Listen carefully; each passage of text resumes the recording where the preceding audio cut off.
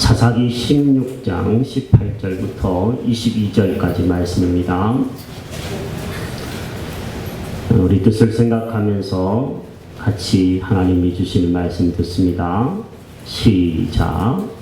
들릴라가 삼손이 진심을 다 알려주므로 사람을 보내어 블레셋 사람들의 방백들을 불러 이르되 삼손이 내게 진심을 알려주었으니 이제 한 번만 올라오라 하니 블레셋 방백들이 손에 은을 가지고 그 여인에게로 올라오니라.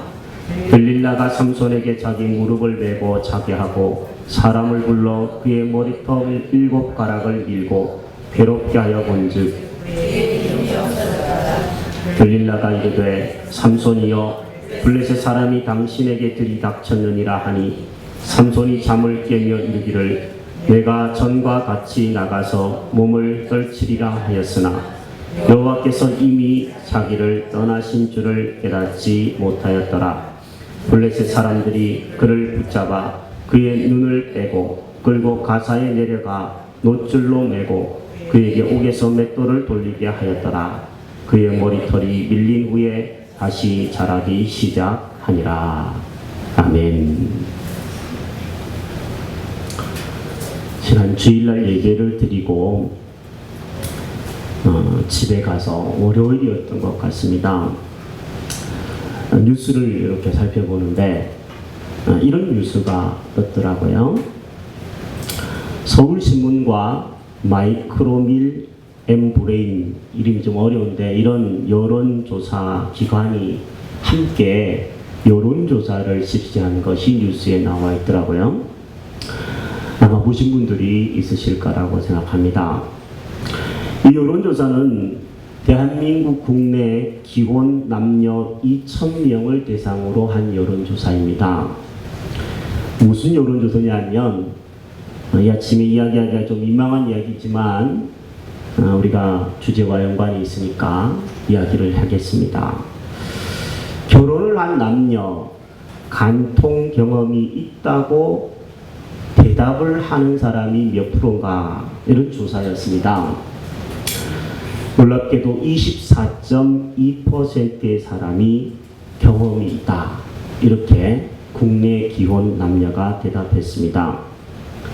나이별로 살펴보니까 20대는 25%, 30대는 29%, 40대는 36.6%, 50대는 51.6%나 되었습니다. 무슨 말일까요? 40대와 50대가 굉장히 위험한 때라는 것을 이야기해 주고 있습니다. 저도 40대인데 여기 40대와 50대는 위험한 때를 살고 있는 중년입니다. 수입별로도 나와 있더라고요. 월 50만 원에서 100만 원을 버는 사람은 13%, 100만 원에서 299만 원, 300만 원까지 버는 사람은 22.9%, 300만 원에서 499만 원, 500만 원 가량 버는 직구들은 31.2%, 500만 원에서 700만 원까지는 42.3%, 700만 원 이상은 51.6%로 나타났습니다. 그래서 세상 사람들이 하는 말이 이런 말이더라고요. 바람도 돈이 있어야 피운다고 그러더라고요. 그 신문에 그렇게 써 있었어요. 그런데 우리는 돈이 있으면 위험하구나, 이런 것들을 깨닫게 되어지는 설문조사입니다. 노진철 경북대 사회학과 교수는요, 이 여론조사를 이렇게 설명을 했습니다. 간통이나 이 외도, 바람 피우는 것을 일컬어서 일종의 권력의 문제라고 보았습니다. 이 교수님의 이야기입니다. 간통은 권력 행사로 볼 수 있다. 소득 수준이 높거나 직급이 높은 사람 중 간통 경험자가 많은 것은 자신이 일정한 권력을 누리고 있다는 것을 확인하려고 하는 심리적 반작용이다, 이렇게 이야기했습니다. 돈이 있고 사회적 지위가 어느 정도 갖추어져 있으면 이런 쪽으로 자기의 힘과 돈을 과시하고 싶은 과시욕이 사람에게는 은연중에 있다는 얘기입니다. 2015년 대한민국에는 간통법이 폐지됐습니다. 알고 계시리라고 생각합니다. 뉴스에 검색을 보니까 이런 검색도 나오더라고요. 아싸 간통법 폐지. 이렇게 글을 올려놓은 사람도 있어요. 대한민국은 지금 물륜공화국이다. 이렇게 탄식을 하고 있는 것이 현실입니다. 저는 여러분들과 이 9월달을 맞이해서 오늘까지 사랑하지 말아야 될 것들 시리즈 중에서 이 성에 대한 부분을 함께 살펴보려고 합니다. 지난 2주 동안은 요셉을 아주 좋은 본보기로 삼아서 요셉을 정면교사로 살펴본 적도 있고, 무너졌던 다윗이 어떻게 일어났는지에 대한 부분을 살펴보면서 다윗을 반면교사로 삼았던 적도 있습니다. 오늘은 힘과 권력의 상징으로 항상 성경에서 등장하는 인물인 삼손의 이야기를 여러분과 함께 살펴보려고 합니다. 삼손의 힘을 부러워하는 쪽으로 살펴보는 것은 어린 아이들이 하는 이야기입니다. 우리가 주일학교 가면 삼손은 아주 힘이 세다. 그래서 나도 삼손처럼 아주 발뚝 힘이 장사인 사람이 되었으면 좋겠다. 그래서 어린 시절에 잘 먹지도 않는 시금치를 먹고 뭐 이러라고 삼손 이야기를 듣는 게 아닙니다. 우리는 어른이고 여기 청소년들도 있지만 어른으로 나가는 길목에 있습니다. 삼손의 이야기는 사실 우리에게 좋은 본보기가 되는 것이 아니라 슬픈 이야기입니다. 이 슬픈 이야기를 저와 여러분들이 이 아침에 함께 살펴보면서 하나님이 주시는 메시지를 받게 되기를 바랍니다. 삼손은 이스라엘의 암흑시대에 태어난 사사입니다. 삼손의 이름의 뜻을 내가 살펴보니까 태양의 아들이라고 하는 이름을 가지고 있는, 뜻을 가지고 있는 사람입니다. 태양의 아들이 흑암의 시대에 태어나서 하나님의 손에 쓰임받기 위해서 선택을 받고 태어났다라는 이야기입니다. 하나님께서는 적인 블레셋 손에 이스라엘이 넘어갔을 때 이 적들에서부터 이스라엘을 구원할 사람으로 태양의 아들인 삼손을 일찍부터 선택하셨습니다. 삼손의 어머니와 아버지는 아이를 잘 낳지 못하는 오랫동안 안타까운 시절을 보냈던 사람인데, 하나님께서 삼손의 아버지와 어머니에게 나타나셔서 이렇게 말씀하셨습니다.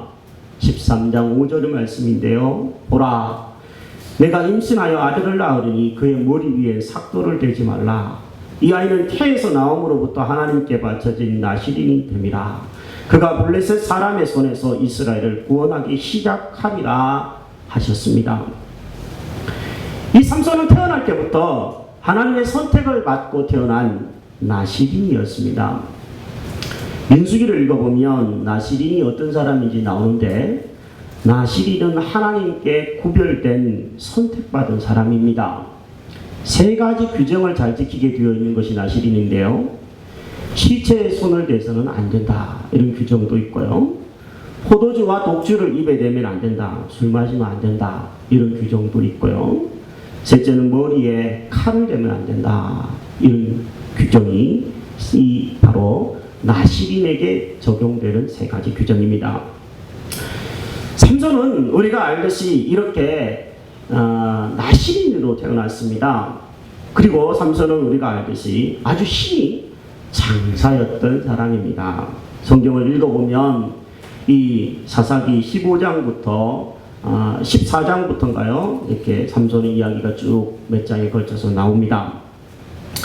이 삼손의 이야기를 읽어보면 아주 정말 이렇게 힘이 된 사람이 있을까 싶을 정도로 힘이 셉니다. 맨손으로 으르렁거리는 사자의 입을 찢어서 죽이기도 합니다. 정말 무슨 타잔도 아니고 이렇습니다. 그리고 혼자서 나귀의 턱뼈를 취하여서 이 적들 1000명을 그 자리에서 때려 죽인 경험도 있습니다. 다곤의 신전에선 그가 건물의 기둥을 양손으로 붙잡고 밀어뜨려 가지고 3000명을 그 자리에서 죽게 만드는 엄청난 힘을 가진 역사였습니다. 그러나 하나님에게서부터 이런 힘을 받고 나신으로 태어나서 이스라엘의 사사가 되었던 이 삼손에게는 약점이 하나 있습니다. 바로 유독 여성의 부분에 대해서 약하다는 겁니다. 이성의 문제에 아주 약했던 사람이 삼손이라는 것을 우리는 성경을 통해서 만나게 됩니다.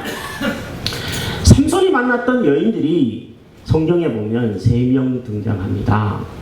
첫 번째 여인은요, 14장을 읽어보면 나오는데, 하나님의 말씀을 어기고 이스라엘 백성들 가운데에 결혼을 한 게 아니라 블레셋 여인과 결혼을 하게 됩니다. 그가 이방의 여인인 블레셋 여인을 사랑했다고 표현할 수 있겠는데, 성경은 사랑했다라는 표현은 없고요, 이 블레셋 사람들을 어떻게 처단할지를 생각하면서 그렇게 했다, 이렇게 이야기를 좋게 써주고 있기는 합니다. 여하튼 이 첫 번째 결혼에서 삼손은 금방 결혼했다가 이혼합니다. 그리고 그 여인은 다른 사람에게 시집을 가게 되는 이야기가 성경에 써 있습니다. 두 번째 여인에 대한 이야기도 나오는데, 그 사람은 기생입니다. 삼손이 하룻밤 즐거움을 위해서 기생과 동침했다, 성경은 이렇게 쓰고 있습니다.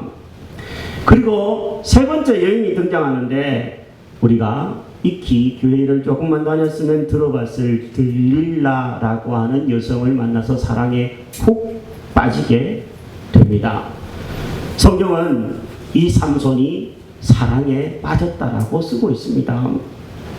16장의 이야기가 들릴라와 삼손에 대한 이야기인데요, 우리가 알듯이 삼손은 들릴라와의 사랑에 빠지는 바람에 들릴라의 무릎팍을 베고 한없이 누워서 들릴라가 이야기하는 것들을 들어주는 척 하면서 거짓말하고 들어주는 척 하면서 거짓말하는 연속을 만나게 됩니다.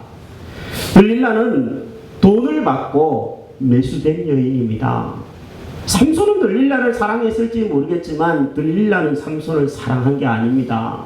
은 110인가요? 성경에 기록되어 있는 그 돈 때문에 삼손을 유혹하기 시작했을지 모릅니다. 그리고 삼손에게 자꾸만 조릅니다. 당신의 그 힘의 근원이 어디에서부터 나왔느냐 묻기 시작합니다.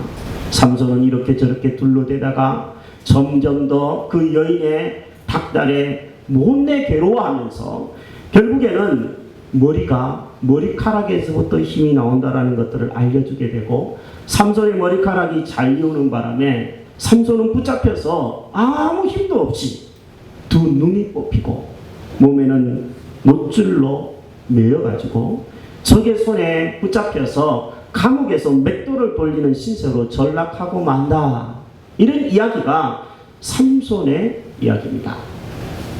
오늘날로 말한다면 삼손은 아마 자기의 충동을 조절하지 못하는 소위 말해서 성중독자일 수 있습니다.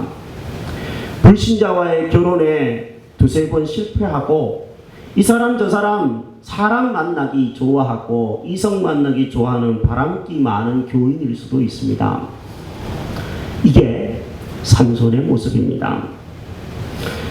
제가 설교를 준비하면서 어느 여론조사를 또 한번 살펴보게 됐는데, 언젠가 한번 우리가 할 수 있다면 이런 성경 공부도 한번 해봤으면 좋겠다, 그런 성경 공부 교재가 나오더라고요. 우리나라 가톨릭 대학교 의과대학 이해국 교수의 중독 문제 개입에 대한 현황 자료였습니다. 이 자료에 따르면요, 대한민국에는 크게 보면 4가지 중독자가 존재한다고 합니다. 중독이라는 것이 아주 많습니다만 대표적인 4가지 중독자를 파악을 했는데, 알코올 중독자, 술 없이는 하루도 살 수 없고 정상적으로 생활하지 못하는 사람을 중독자라고 그러고요, 술 좋아하는 사람은 중독까지는 아니고 중독 근처에 가 있는 사람이라고 보시면 됩니다. 어쨌든 알코올 중독자가 대한민국에는 155만 명이 존재한다고 합니다. 마약 중독자도 10만 명, 도박 중독자가 의외로 많은데 220만 명, 인터넷 중독자도 233만 명이나 존재한다고 보고했습니다. 합쳐봤습니다. 제가 618만 명이 지금 대한민국에 4가지 중대한 중독에 빠져서 생활하고 있는 사람입니다. 인구가 5천만 명이 넘었으니까 약 몇 퍼센트 정도 되는 건가요? 10% 이상. 4가지 중독 때문에 한 해에 드는 사회적 비용이 연간 110조라고 밝혔습니다. 왜 사람들이 중독에 빠지는 걸까요? 여러분은 그거 없으면 안 되겠다 그러는 것이 혹시 없습니까? 갈수록 스마트폰이 우리를 중독시키고 있습니다. 갈수록 영상 매체가 우리를 중독시키려고 하고 있습니다.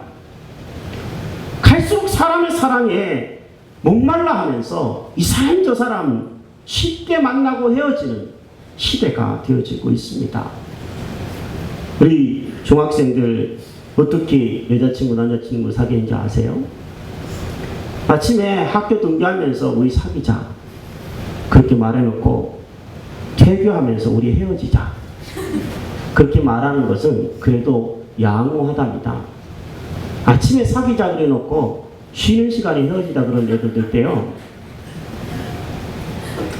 사람이 왜 사람에게 만족을 하지 못하고 한 사람에게 만족하지 못하고 이 사람 저 사람 방황하고 어떻게 보면 제가 이번 주에 읽었던 책 중에 사람 중독이라는 말이 있던데 사람 중독일 수도 있습니다.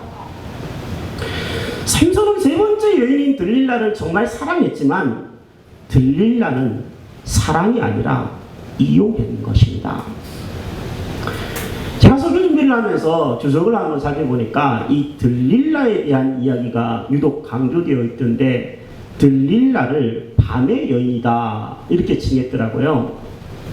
왜 밤의 여인이라고 칭했냐면 이제 소위 말해서 워드플레이 말장난인데요. 밤이라고 하는 단어가 라일라라고 하는 히브리 단어입니다. 들릴라와 자음이 같습니다. 발음이 비슷하다라는 거예요. 일부러 사사기 기자가 그렇게 썼을 가능성이 있다라는 이야기를 하더라고요. 모르겠어요. 여하튼 밤의 여인이 이 들릴라가 태양의 아들인 삼손을 삼켜버리는 슬픈 이야기가 삼손 이야기라는 겁니다. 이제 다음 주면은 밤에 달이 휘엄청 뜹니다. 그놈의 달이 어떻게 보면 태양을 삼켜버리는 이야기가 삼손 이야기라는 겁니다. 우리가 알고 있는 이 삼손에 대한 이야기와는 조금 다른 슬픈 이야기가 아닐 수 없습니다. 자, 그러면 이 삼손의 이야기를 통해서 하나님이 주시는 메시지는 무엇일까요? 저는 2가지를 여러분에게 함께 살펴보려고 합니다. 먼저는요, 빛의 자녀된 우리 성도들도 사탄의 종으로 얼마든지 전락할 수 있다는 것을 이 삼손의 이야기는 가르쳐 줍니다. 삼손은 흑암에 빠진 이스라엘을 구원하도록 하나님이 선택하신 태양의 아들이라고 제가 아까 말씀드렸습니다. 즉 하나님께 매여 있어야 되는 사람이었습니다. 나시린이 뭡니까? 하나님의 손에 붙잡혀서 하나님께 매여서 하나님 나라의 일을 하라고 부름을 받은 사람이 나시린인데 그는 하나님께 매이기를 거절했습니다. 오히려 욕망의 포로가 되고 정욕의 포로가 되어서 그는 밤의 여인 들릴라의 손에 붙잡혀서 적들의 손에 결박되어 2눈이 뽑히고 맙니다. 오늘 삼손처럼 나시린으로 거룩한 하나님의 사람으로 초대받은 사람이 누구일까요? 오늘 태양의 아들로 빛의 아들로 하나님의 아들로 부름받은 사람이 누구일까요? 그래서 이 암흑천지와 같은 불륜공화국인 대한민국을 밝혀주는 사람으로 초청받은 사람이 누구일까요? 그건 바로 여러분과 저 성도들입니다. 예수님은 이렇게 말씀하셨습니다. 너희는 세상의 빛이다. 그렇습니다. 믿는 우리가 이 암흑천지인 세상을 밝히라고 하나님에게서 선택받은 나시린이고 빛의 아들이고 빛의 자녀입니다. 그런데 과연 우리 성도가 저와 여러분들이 세상의 빛이요 빛의 자녀들처럼 살고 있습니까? 과연 성도된 우리가 세상과 구별된 나시린으로 믿지 않은 사람들과는 좀 다르게 살고 있습니까? 그들은 50대가 되면 절반이나 바람 피우고 다니는데 우리는 안 그럽니까? 혹시 삼손처럼 구별된 나시린임에도 세상의 비침에도 불구하고 정욕과 욕망에 매여서 아직도 살고 있지는 않습니까? 성도가 하나님의 사랑에 매이지 않으면 세상의 이 삼손처럼 사단의 종에 멍에를 맬 수밖에 없다라는 것들을 우리는 경고로 받아야 될 줄로 압니다. 하나님의 사랑에 매일 때만 정욕을 이기고 사탄의 종로로 타는 것에서 벗어나 주의 빛의 잔으로 살게 될 줄로 믿습니다.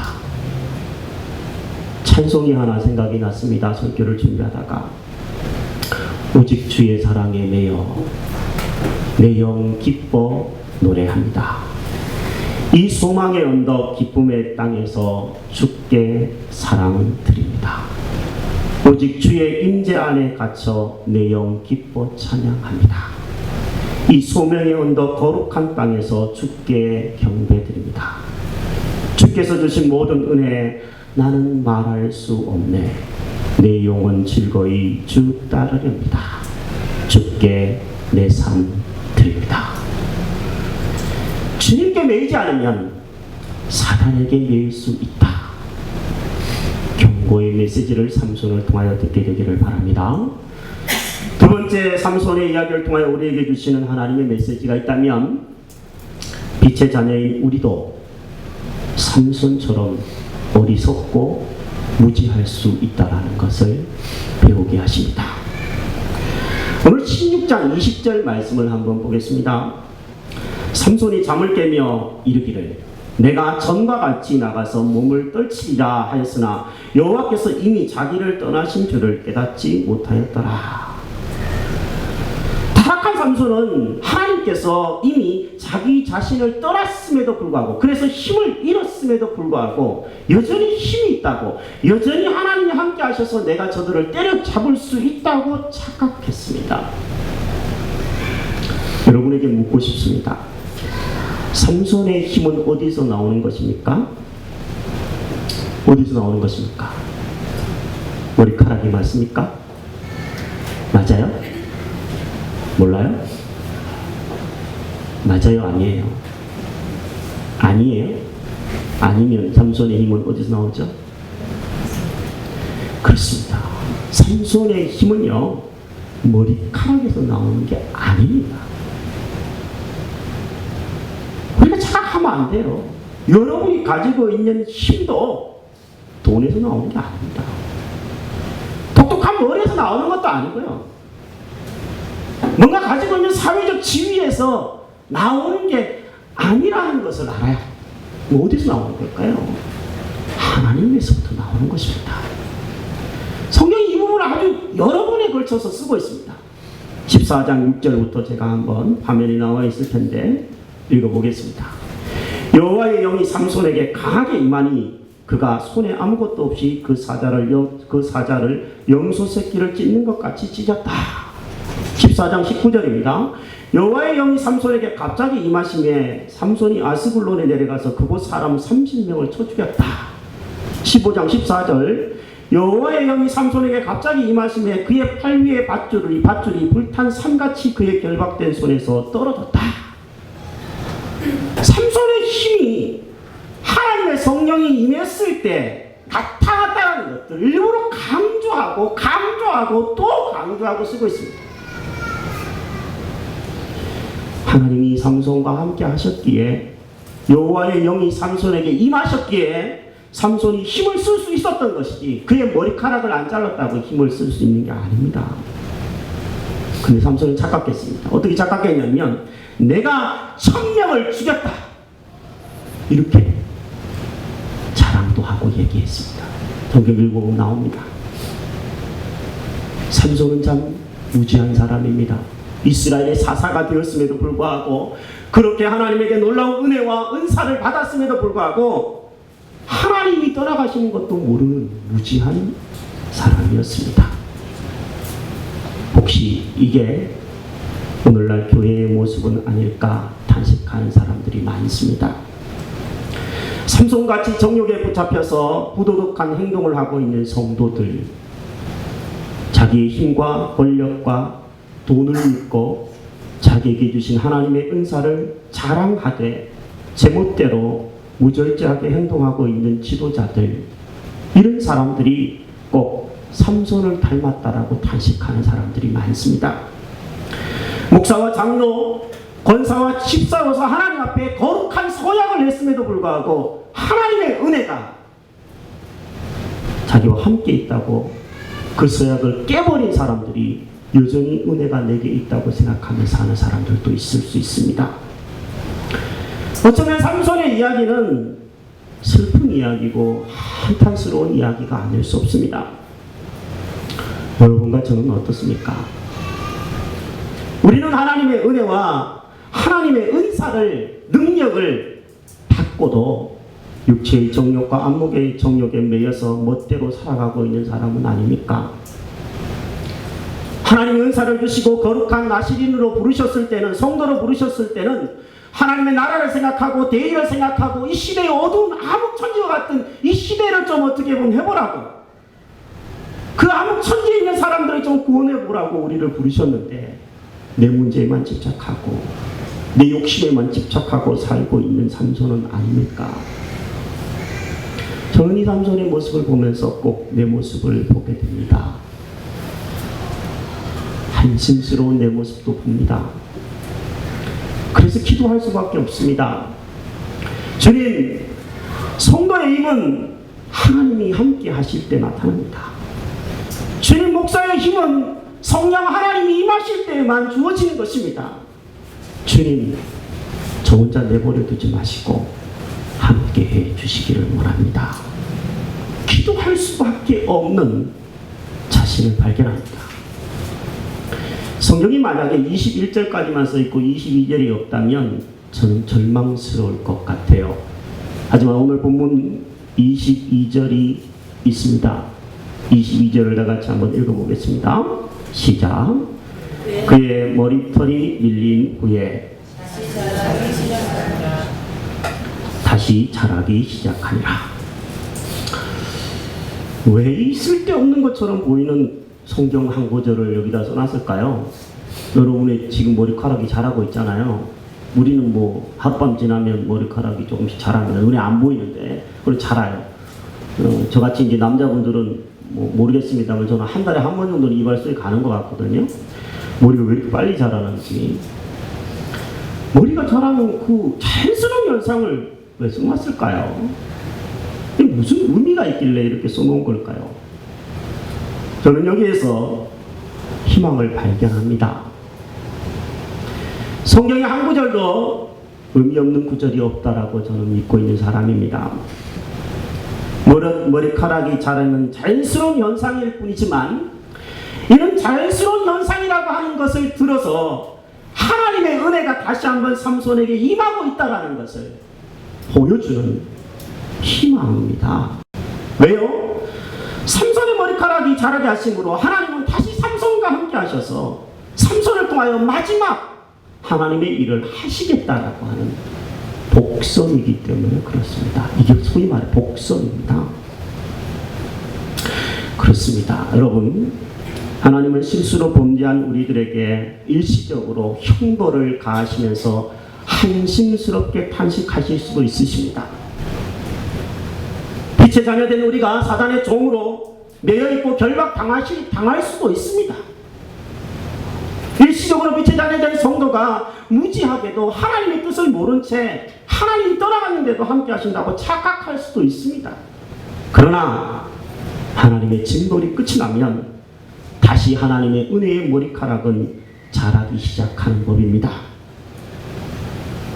이 하나님에게 우리의 소망이 있고 희망이 있는 것이지 우리가 가지고 있는 그 무슨 머리카락에 희망이 있는 것이 아니라는 것을 다시 한번 이 아침 우리가 마음에 새겼으면 좋겠습니다. 삼손처럼 하나님의 말씀의 분수를 이용해서 징계를 받고 두 눈을 뽑히고 그래서 캄캄한 흑암을 걸어가고 있는 빛의 사자들도 있을 수 있습니다. 인생에 찾아오는 고난으로 인해서 지금 현재가 암흑천지인 분도 이 자리에 있을 수 있습니다. 그러나 아무리 캄캄해도 아무리 암흑천지 같아도 하나님의 은혜는 다시 시작되고 있는 줄로 압니다. 다시 자라기 시작하리라. 사랑하는 여러분, 하나님 안에는 절망이 없습니다. 희망만이 존재합니다. 희망의 하나님을 붙잡고 암흑천지에서 다시 한번 일어날 수 있게 되기를 바랍니다. 그리고 우리가 전도해야 될 이유가 있다면 이 하나님이 희망이라고. 하나님은 은혜로 다시 머리카락을 자라게 하시는 소망의 하나님, 희망의 하나님이라고 전할 수 있는 사람들, 저와 여러분들이 되기를 주의 이름으로 축복합니다.